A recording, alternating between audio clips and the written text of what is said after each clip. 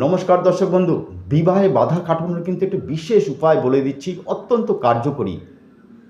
অনেকেই বলে থাকেন যে মাঙ্গলিক দোষ আছে, কালসর্প দোষ আছে, বিয়ে হবে না।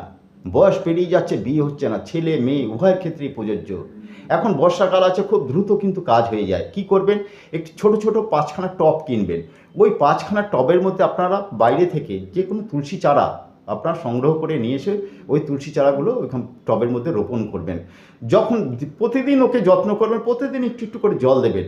যখন দেখছেন গাছটা একটু বড় হয়ে যাচ্ছে, সেই গাছটা ওই 5টা টব একসাথে নিয়ে আপনারা যে কোনো শিব মন্দিরের আশেপাশে রেখে আসুন এবং ভোলেনাথের কাছে প্রার্থনা করুন। দেখুন, মনের কথা যদি খুলে বলতে পারেন, বিবাহে বাধা আপনার দূর হয়ে বিবাহ হবেই।